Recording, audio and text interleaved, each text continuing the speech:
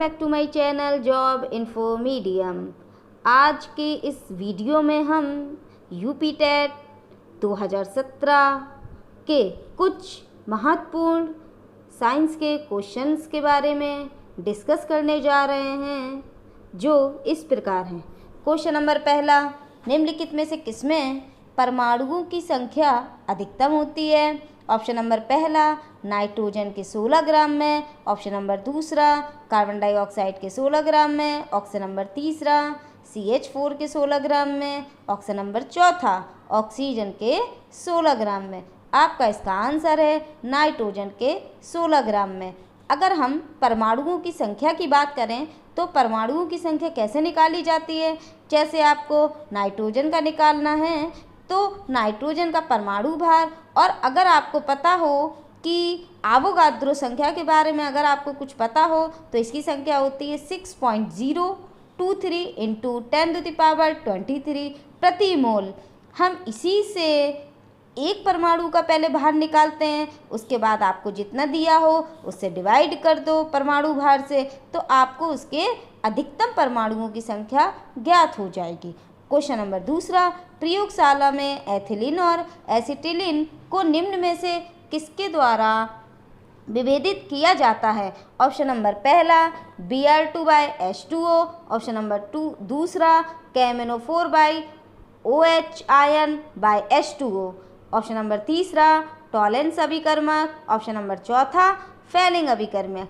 आपका इसका आंसर है ऑप्शन नंबर तीसरा टॉलेंस अभिकर्मक। अगर हम टॉलेंस अभिकर्मक की बात करें तो इसको अमोनियम सिल्वर नाइट्रेट कहते हैं। इसका फॉर्मूला 2AgNH3 का होल ट्वाइस OH होता है। क्वेश्चन नंबर तीसरा, निम्न यौगिकों में से किसमें ऑक्सीकरण संख्या +2 है? ऑप्शन नंबर पहला OF2 में, ऑप्शन नंबर दूसरा Na2O में, ऑप्शन नंबर तीसरा NaO2 में, ऑप्शन नंबर चौथा NaO3 में। आपका इसका आंसर है OF2 में। ऑक्सीकरण संख्या निकालते कैसे हैं? हमें सबसे पहले जिस तत्व की ऑक्सीकरण संख्या निकालनी होती है उसे X मान लेते हैं। उसके बाद जो आपको तत्व दिया होता है उसकी जितनी होती है उतनी रख देते हैं। जैसे हमें OF2 की निकालनी है तो हमको ऑक्सीजन की निकालनी है तो ऑक्सीजन की X मान लेंगे, ऑक्सीजन की अब F2 जितने इसके तत्व हैं उनको रख देंगे गुणांक में, और फ्लोरीन की -1 होती है तो -1 करके हम इसको सॉल्व करेंगे तो X बराबर आपकी +2 आएगी। जैसा कि आपको पता है कि ऑक्सीकरण की संख्या +2 होती है। नेक्स्ट क्वेश्चन, प्राकृतिक रबर का एकलक होता है?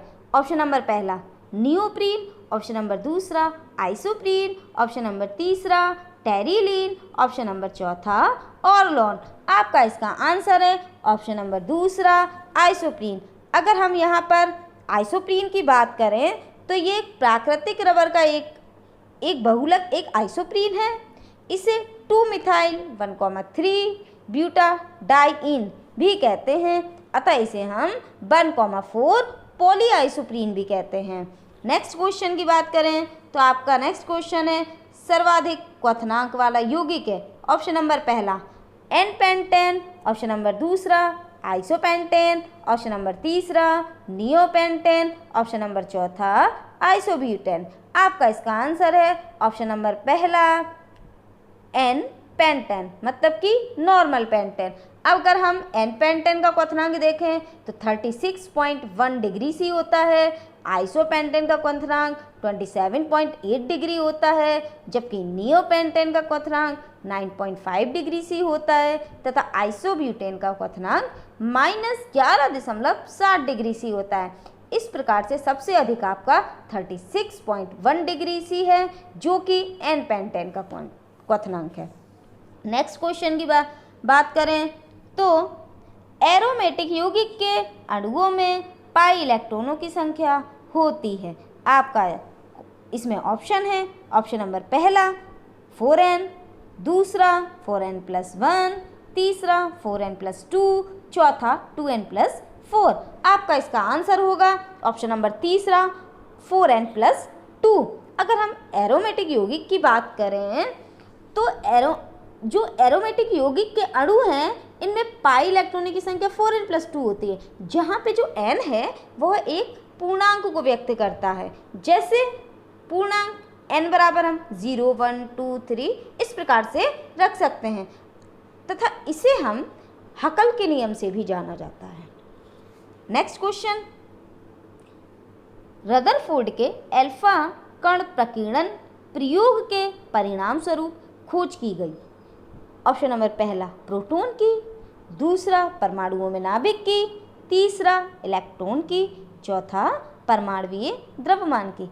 इसका आंसर है ऑप्शन नंबर दूसरा, परमाणुओं में नाभिक के। नेक्स्ट क्वेश्चन, निम्नलिखित में से कौन सा एक विषमांगी मिश्रण नहीं है?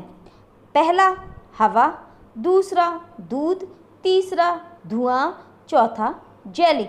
अगर हम यहाँ पे आंसर की बात करें तो पहला होगा, क्योंकि जो हवा है वह एक आपका समांगी मिश्रण है, क्योंकि हवा में गैस का ही मिश्रण होता है, जबकि और बाकी सभी में एक से पदार्थ नहीं पाए जाते।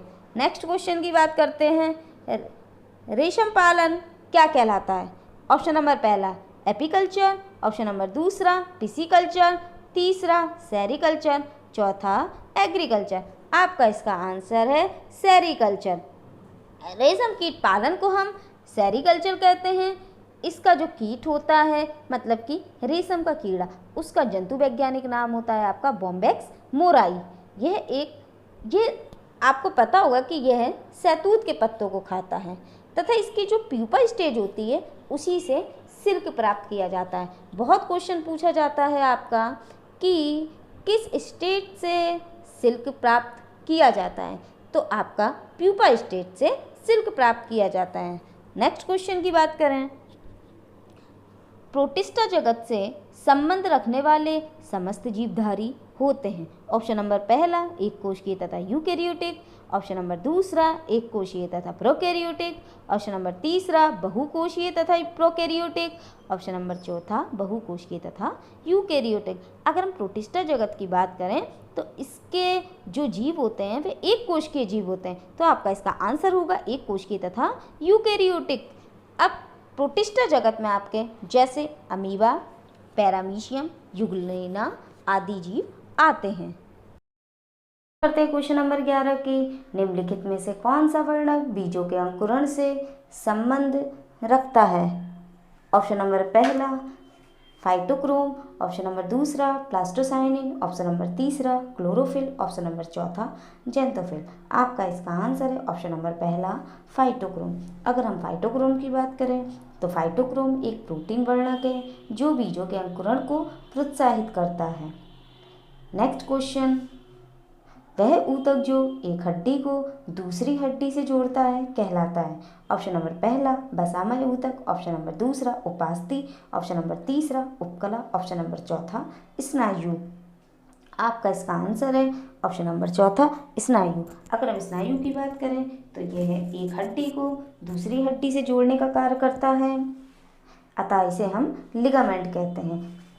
क्वेश्चन नंबर 13, बीजों का जरायुज अंकुरण होता है? ऑप्शन नंबर पहला आम में, दूसरा राइजोफोरा में, तीसरा आलू में, चौथा गन्ने में। आपका इसका आंसर है ऑप्शन नंबर दूसरा राइजोफोरा में। राइजोफोरा यह लवड़ी क्षेत्रों में उगता है, अतः इस प्रकार के बीज अंडाशय में ही अंकुरण करने लगते हैं। क्वेश्चन नंबर 14 प्रकाश संश्लेषण में उत्पाद के रूप में मुक्त ऑक्सीजन का स्रोत है? पहला कार्बन डाइऑक्साइड, दूसरा जल, तीसरा ग्लूकोज, चौथा क्लोरोफिल। आपका इसका आंसर है ऑप्शन नंबर दूसरा जल। जल है तो प्रकाश संश्लेषण क्रिया में जल का विश्लेषण होता है और हाइड्रोजन आयन और ऑक्सीजन बनती है। हाइड्रोजन आयन का उपयोग हो जाता है जबकि ऑक्सीजन बाहर निष्कासित हो जाती है। क्वेश्चन नंबर 15, रक्त का वह घटक जो संपूर्ण रक्त वाहिनियों में इसके थक्का बनने को रोकता है?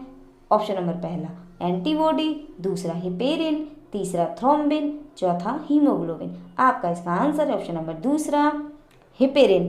हेपेरिन की बात करें तो हेपेरिन रक्त में उपस्थित होता है, यह रक्त के स्कंदन को रोकता है, इसे हम संयोजक ऊतक से उत्पादित करते हैं। नेक्स्ट क्वेश्चन, लैंगरहैंस की द्वीपिकाएं किस में पाई जाती हैं? ऑप्शन नंबर पहला आमाशय में, दूसरा यकृत में, तीसरा अग्न्याशय में, चौथा हृदय में। आपका इसका आंसर है ऑप्शन नंबर तीसरा अग्न्याशय में। अगर हम लैंगरहैंस की द्वीपिकाओं की बात करें तो ये अग्न्याशय में पाई जाती हैं। इनमें बीटा कोशिकाएं इंसुलिन तथा अल्फा कोशिकाएं ग्लूकोज बनाती हैं। ये हार्मोन्स रक्त शर्करा पर नियंत्रण रखता है। नेक्स्ट क्वेश्चन, एंजाइम रासायनिक रूप से होते हैं, पहला लिपिड, दूसरा अम्ल, तीसरा कार्बोहाइड्रेट, चौथा प्रोटीन। आपका इसका आंसर है ऑप्शन नंबर चौथा प्रोटीन। हम कहते हैं कि सभी एंजाइम प्रोटीन संरचना रखते हैं, अतः ये जैविक क्रियाओं का उत्प्रेरण इन्हीं से होता है। नेक्स्ट क्वेश्चन, निम्नलिखित में से कौन सा अम्ल विटामिन बी है?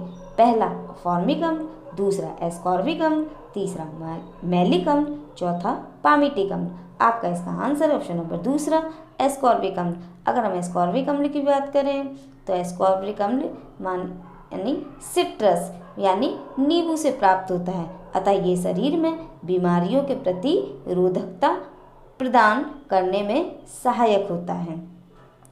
नेक्स्ट क्वेश्चन की बात करते हैं हम अगर, तो आपका नेक्स्ट क्वेश्चन है